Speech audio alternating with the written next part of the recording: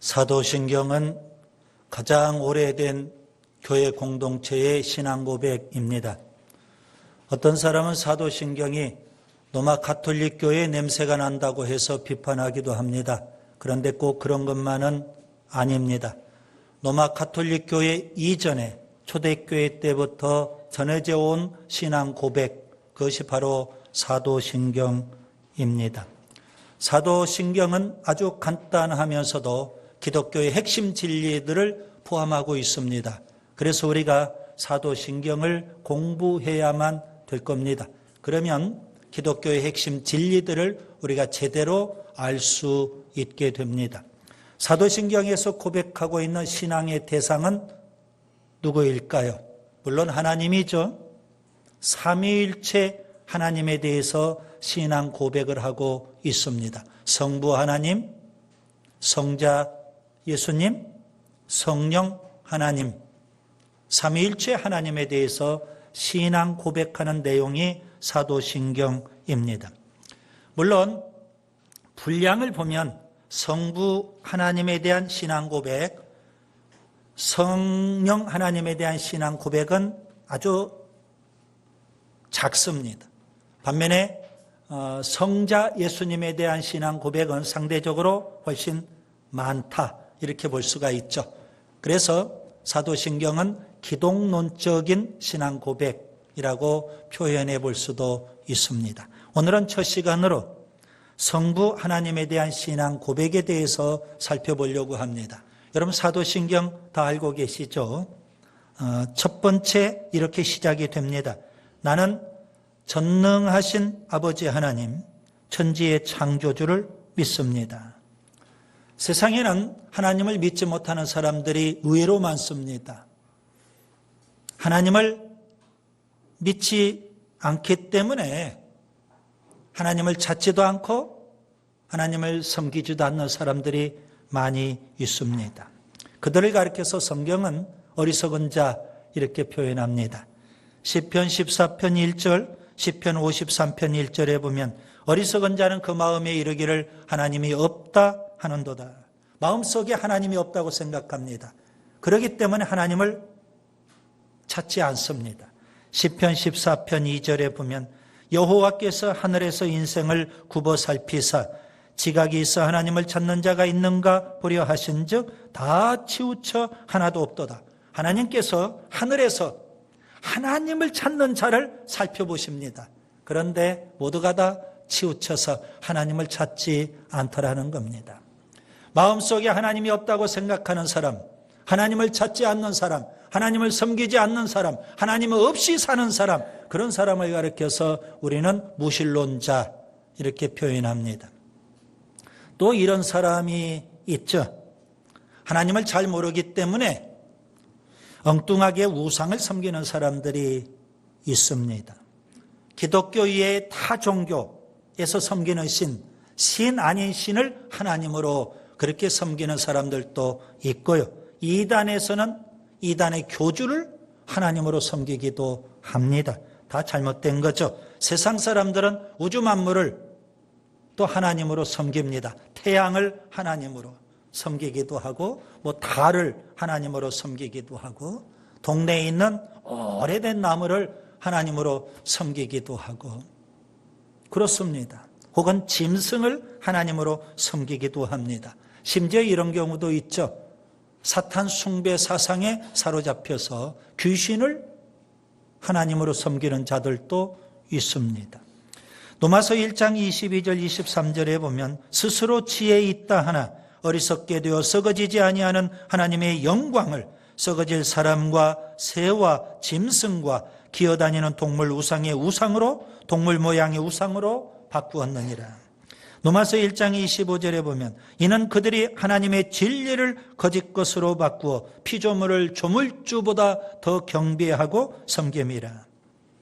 이렇게 하나님을 섬기지 않고 사람이나 피조물, 귀신을 섬기는 자들, 그들을 가리켜서 우리는 우상숭배자 이렇게 표현합니다. 무신론자도 있고요. 우상숭배자도 있습니다. 물론 세상 사람들이 기독교가 섬기는 하나님을 모르기 때문에 무신론자가 되기도 하고 혹은 우상 숭배자가 되기도 해요. 그거 이해합니다. 그런데 문제는 예배당 안에 있는 사람, 하나님을 섬긴다고 하는 그 예배당 안에 있는 사람들 가운데서도 무신론자가 있고 우상 숭배자가 있는 겁니다. 입술로는 주여 주여 믿습니다 합니다. 그런데 그의 삶을 보면 하나님 없이 살아버립니다. 이런 사람을 가리켜서 실천적인 무신론자 이렇게 표현합니다. 물론 이론적인 무신론자가 있어요. 그런데 실제 생활 속에서 무신론자처럼 살아버리는 사람들이 있더라는 겁니다. 실천적인 무신론자입니다. 또 어떤 사람은 하나님을 섬긴다고 예배당에 옵니다. 그런데 돈이 하나님이에요. 세상이 하나님이에요. 하나님 외에 다른 걸 섬겨요. 하나님이 목적이 되지 않고 하나님이 수단, 방법이 되고 말았어요. 그런 사람을 가리켜서 우리는 실제적인 우상숭배자 이렇게 표현할 수 있겠습니다. 그래서 예배당 안에 실천적인 무신론자도 제법 있고 실제적인 우상숭배자도 많습니다. 그래서 오늘 사도신경을 우리가 공부하면서 첫 시간 하나님 믿는 믿음이 참 중요하다는 겁니다. 하나님은 어떤 분이실까요? 데살로니가전서 1장 9절에 너희가 어떻게 우상을 버리고 하나님께 돌아와서 살아계시고 참되신 하나님을 섬기는지. 하나님 어떤 분이라고요? 살아계시고 참되신 하나님. 우리 기독교가 믿는 하나님이 바로 그 하나님입니다. 자, 오늘 신앙 고백, 사도신경이라는 신앙 고백을 통해서 우리는 어떤 하나님을 믿을까요? 저는 오늘 세 가지를 말씀드리려고 합니다. 첫째, 하나님은 창조주 하나님이십니다. 여러분 성경 갖고 계시죠? 성경의 첫 말씀은 무슨 말씀일까요? 성경책을 펴면 창세기가 나오죠? 창세기 1장 1절 아주 유명한 말씀입니다. 태초에 하나님이 천지를 창조하시니라. 창조주 하나님에 대한 선포, 이게 창세기 1장 1절의 말씀입니다. 여기 창조하시니라, 창조하다라는 단어가 있죠. 이것은 만들다는 단어와 질적인 차이가 있습니다. 창조한다, 만든다. 전혀 다른 거죠. 창세기 1장을 자세히 여러분 읽어보시면 창조한다는 단어가 3번 나옵니다. 그런데 그 3번 다 독특한 의미가 담겨 있는 겁니다. 창세기 1장 1절 창조한다, 이 말씀은 무에서 유를 창조한다, 그런 의미입니다. 아무것도 없는 데서 하나님은 뭔가를 창조하신 겁니다. 창세기 또 1장 21절을 보시면 하나님께서 생물들을 창조하시는데 종류대로 창조하신다 그랬습니다. 진화론에서는 종에서 종으로 진화가 이루어진다 그랬는데 성경은 하나님께서 각 종류대로 창조하셨다, 그렇게 말씀하고 있습니다. 그리고 창세기 1장 27절에 보시면 하나님께서 사람을 창조하시는데요, 하나님 형상대로 창조하셨다, 그렇게 표현하고 있습니다. 유인원에서 사람이 진화한 것이 아니라 하나님 형상대로 하나님이 창조하셨다는 겁니다. 자, 성경은 이렇게 하나님이 창조하셨다 말씀하는데 세상에서는 창조와 다른 이야기를 합니다. 방금 말씀드린 대로 진화론이라는 것을 말씀합니다. 많은 사람들이 진화론이 진리이고 창조는 허구다, 이렇게 생각하는 사람들이 있어요. 여러분, 진화론은 하나의 학설에 불과한 겁니다. 진화론입니다. 진화론의 결정적인 허점은 뭘까요? 우연을 강조한다는 겁니다. 3가지 우연을 제가 말씀드리려고 합니다. 첫 번째는 우연히 자연 발생적으로 생명체가 생겨났다는 겁니다. 두 번째 우연은요, 우연히 종에서 또 다른 종으로 대진화, 종에서 또 다른 종으로의 진화를 대진화라고 합니다. 우연히 종에서 종으로 대진화가 일어났다. 그렇게 주장하는 겁니다. 세 번째 우연은 이겁니다. 유인원에서 우연히 사람이 되었다. 이게 진화론입니다. 여러분, 과학이 우연을 말해요. 논리성도 없고 합리성도 없는 겁니다. 반면에 성경은요, 창조를 말해요. 우리는 성경을 진리의 말씀으로 믿기 때문에 창조가 바로 진리라는 것을 믿습니다. 여러분, 창세기 1장 1절의 말씀을 우리가 믿을 수 있다면 우리는 성경 전체를 다 믿을 수 있어요. 왜 제가 이렇게 주장할까요? 그만큼 창세기 1장 1절의 말씀이 중요해요. 태초에 하나님이 천지를 창조하시니라. 창조신앙을 갖고 있어야 됩니다. 물론 창조신앙 갖기가 참 쉽지만은 않죠. 여러분, 이 창조신앙은 믿음의 영역입니다. 히브리서 저자는 이렇게 말합니다. 히브리서 11장 3절에 믿음으로 모든 세계가 하나님의 말씀으로 지어진 줄을 우리가 안다. 하나님이 우주 만물을 창조하셨는데 그걸 우리가 어떻게 알 수 있을까요? 믿음으로 아는 겁니다. 모세는 창조신앙을 갖고 있었어요. 그래서 그가 창세기를 쓰지 않습니까? 창세기를 통해서 모세가 이렇게 외치는 듯해요. 하나님께서 우주 만물을 창조하셨습니다. 모세가 외치는 그 소리 우리가 들을 수 있는 거 아니겠습니까? 믿음의 조상인 아브라함 창조신앙을 갖고 있었어요. 로마서 4장 17절에 보면 그가 믿은 바 하나님은 죽은 자를 살리시며 없는 것을 있는 것으로 부르시는 이시니라. 없는 것을 있는 것으로 부르시는 하나님, 창조의 하나님이십니다. 시편 기자들이 하나님의 위대한 창조를 많이 노래했죠. 그 대표적인 시가 시편 104편입니다. 여러분, 시편 104편을 보면 창세기 1장을 갖고 하나님을 노래하고 있는 거, 하나님의 창조를 노래합니다. 첫째 날 하나님 뭘 창조하셨을까요? 빛과 어둠을 창조하셨어요. 둘째 날 하나님께서는 궁창과 물을 창조하셨어요. 셋째 날 하나님께서는 육지와 바다를 창조하셨어요. 넷째 날 하나님께서는 일월성신을 창조하셨어요. 다섯째 날 하나님께서는 어류와 조류를 창조하셨어요. 여섯째 날 하나님은 생물들과 사람을 창조하셨어요. 그리고 일곱째 날 하나님께서 안식하셨어요. 이렇게 시편 104편은요 창세기 1장에 있는 내용을 갖고 하나님의 위대한 창조를 노래하고 있는 겁니다. 하나님은 어떤 분이실까요? 창조주 하나님이신 줄 믿습니다. 그 다음에 두 번째, 하나님은 전능하신 하나님이십니다. 전능하신 하나님, 히브리어로 엘샤다이 그렇게 표현합니다. 여기에는 두 가지 의미가 담겨 있죠. 하나는 모든 것이 하나님의 손에 달려있다, 그런 의미입니다. 인간사, 세상사, 인간의 생사화복, 인류의 역사, 우주 만물 다 하나님의 손에 달려있는 겁니다. 그 다음에 또 하나의 의미는 하나님에게는 불가능이 없다, 그런 의미입니다. 하나님은 주권적으로 모든 일을 다 하실 수 있습니다. 그러나 여러분, 오해해서는 안 됐죠. 하나님은 불가능이 없으신 분이지만 주권적으로 모든 일을 하시지만 하나님은 불법을 행하시는 분은 아닙니다. 주권적으로 일하시지만 하나님은 정의롭게 그리고 공의롭게 일하시는 하나님입니다.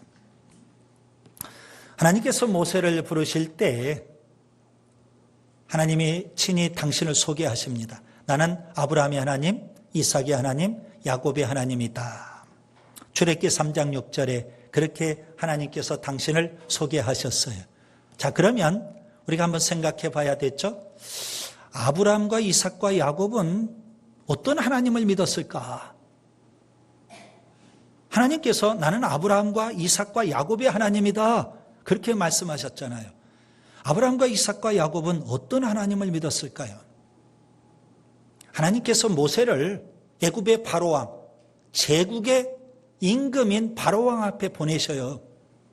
얼마나 두렵겠습니까?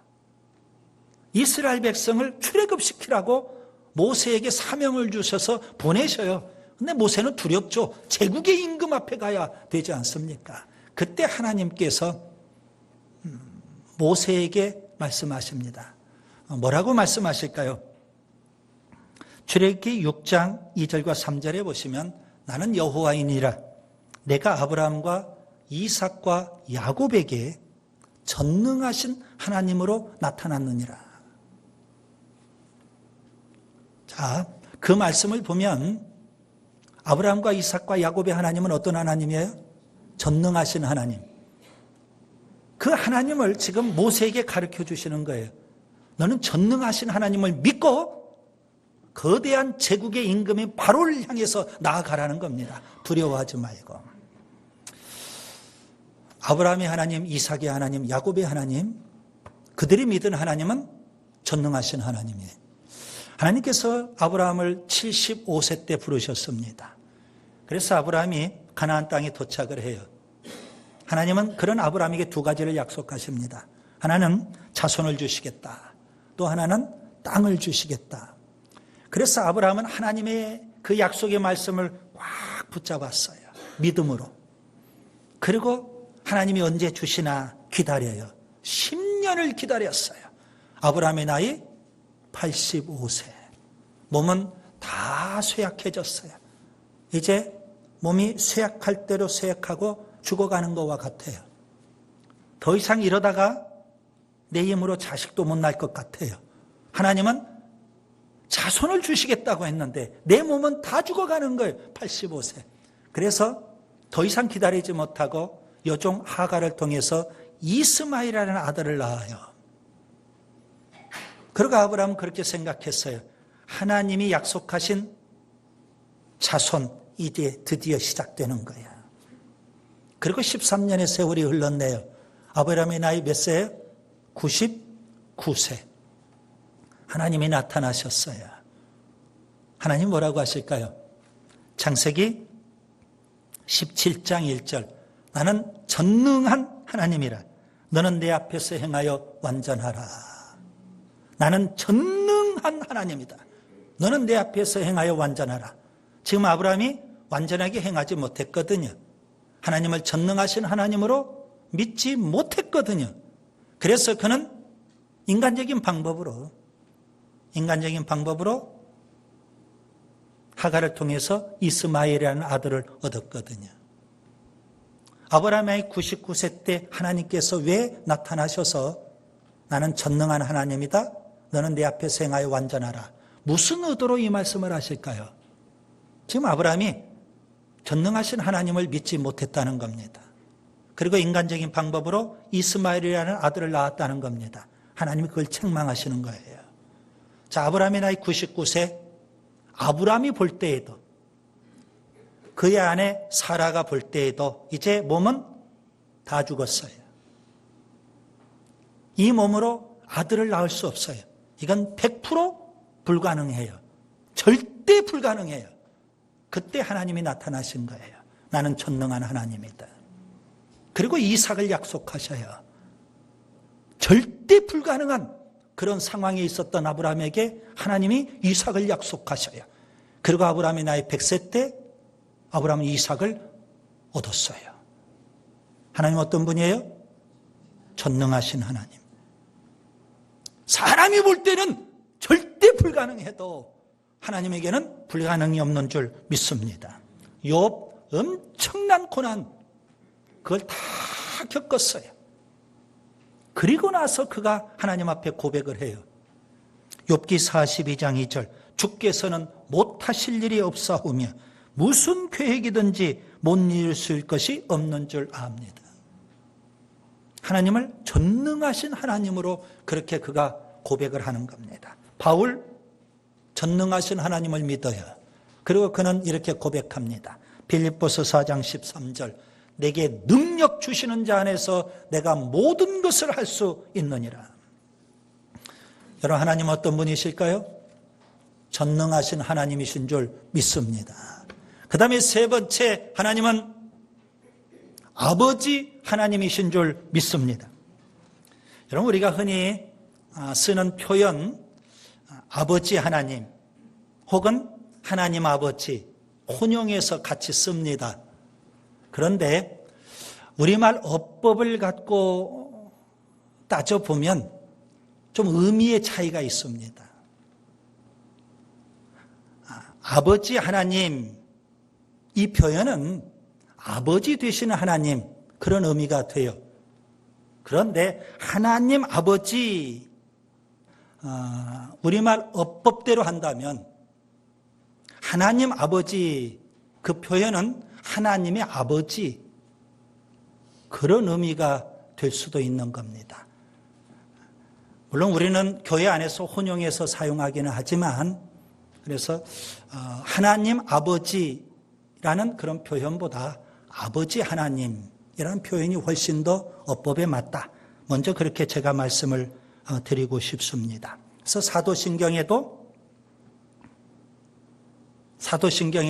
아버지 하나님, 그렇죠? 아버지 하나님.